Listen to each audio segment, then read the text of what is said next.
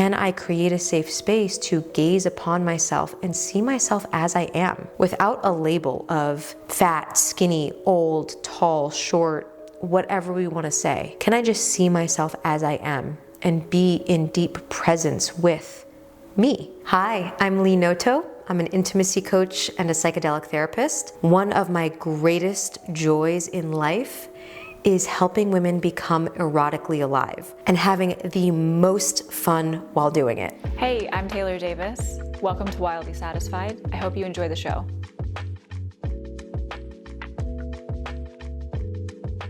Let's talk about, with the art of flirtation and seduction, what does life look like without that, without the seductive energy, and then what does it look like with it?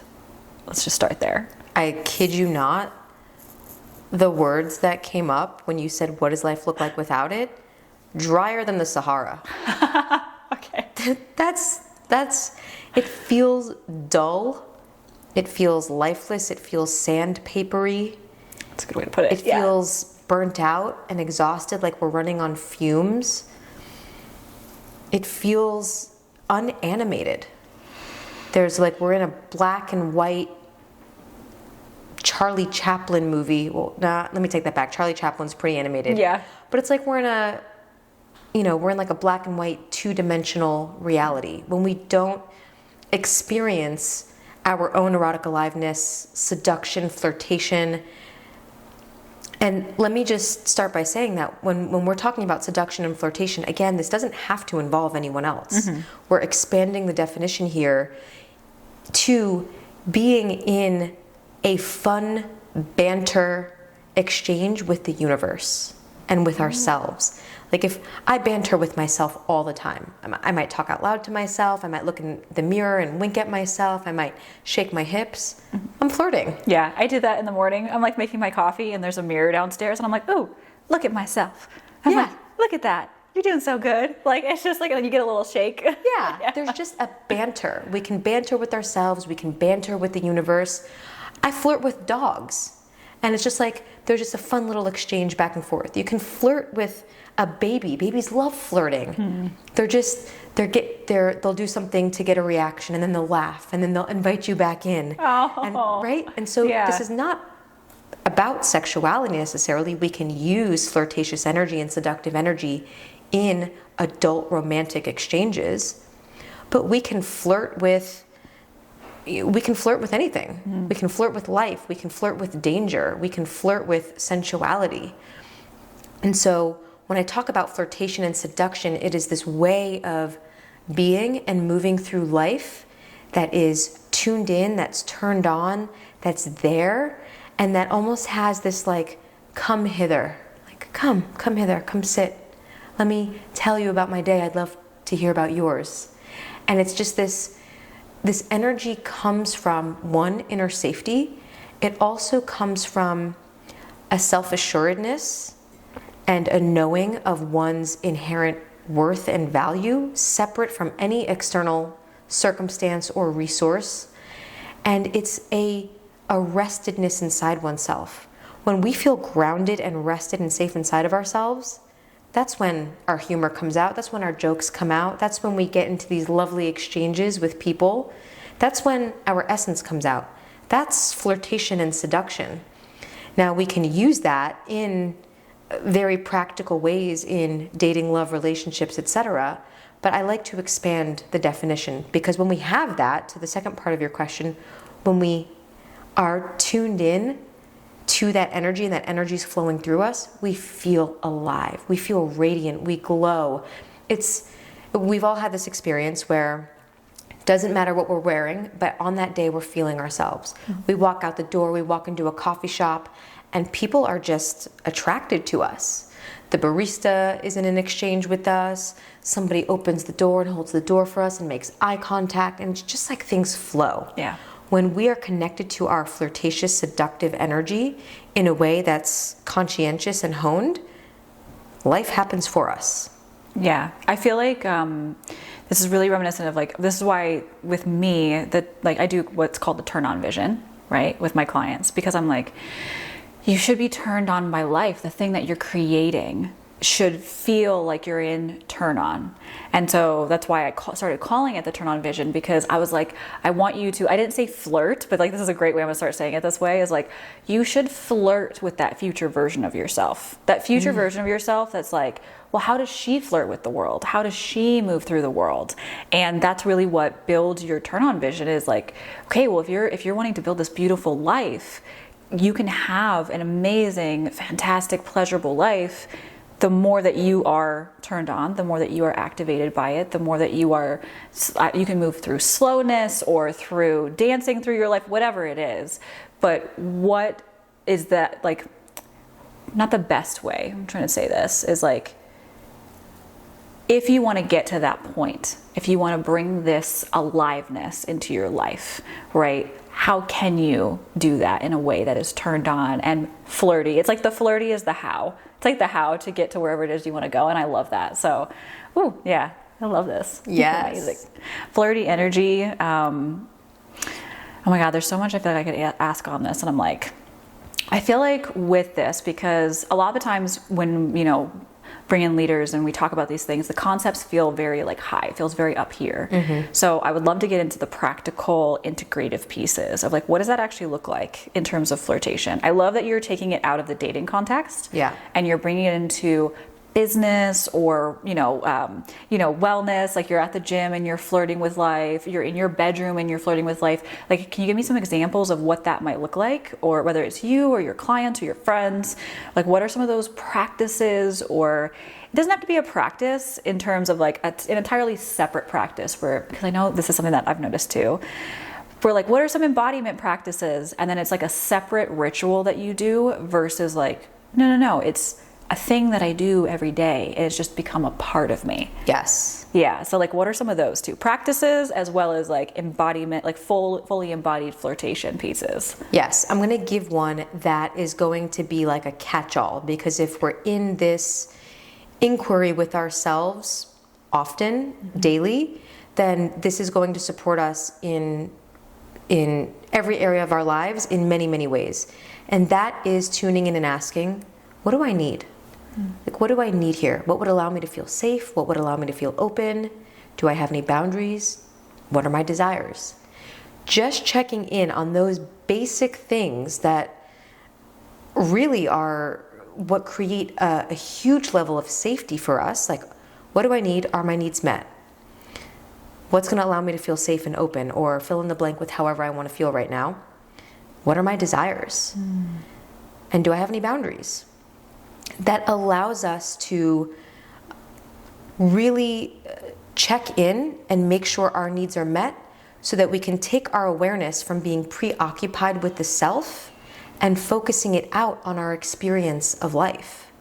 And again, there is a lot of beauty with being inward and turning our awareness inward.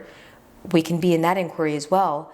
But if I were interacting with you and we were in a flirtatious interaction, if my needs aren't met and I'm preoccupied because I've got to pee really bad and I haven't peed yet, and I'm trying to listen to you and trying to be engaged, but I haven't taken care of a basic need, I'm going to be very preoccupied with that thing, and thus not very present in my interaction with you.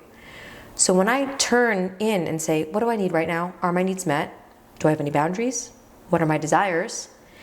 Then, and those things are accounted for, then I can be in a full engagement with you. I can say, oh my gosh, girl, how was your day? Tell me about how your business is going. What's turning you on right now? Right? We can flirt and banter in that way because I'm taken care of. I feel safe to be in my body, to be here with you. So when we ask what our basic needs are and make sure that they're met, then I can flirt because I'm not preoccupied with myself. I love this, and I think too, this is a great example because this just happened with a friend of mine. Even if it's not like, the word needs, people are like, oh, have I eaten? Have I gone to the bathroom? Have I slept? But even if it's like, if you have a ton of things on your mind, like let's say you have like all these open projects and your anxiety is going, and you're like, oh, okay, but I actually want to go and like get a massage, or I want to go cold plunge in sauna, or whatever, something. I want to go out in nature and ground and have a good time on a boat, whatever it is. I feel like it's the same type of situation where it's like, if you did not if you didn't like prep yourself and like take care of what you need to feel good, you can't be present in those moments. You can't be go and like have the best massage because your mind is running with all the things that you quote unquote needed to do, even though it wasn't like a physical basic need. Right. And so I think that's such a beautiful like pinpoint, because so many people don't realize that like anxiety and a lot of things that really take us out of our feminine and take us out of experiencing this erotic aliveness every day and this flirtatious energy every day is, hey, did we just prep ourselves just a little bit so that way my mind is not running, right? Because if your mind is running, you're definitely not like super in your feminine, at least in my experience, because I feel like the feminine is just very body, it's very, but the running mind is definitely not what I've experienced in feeling good with the feminine. But when you've prepped those things and you're like, okay, great, I just created space and now I can be present, whether it's a, you know, grounding in nature, going and playing in the water, going to a coffee shop and reading a book, like you can be truly present and erotically alive in those moments because you created the space and the safety for it. So yes. Is that like a similar? Yeah. Yeah, and I love that. To your point about needs, a need could be,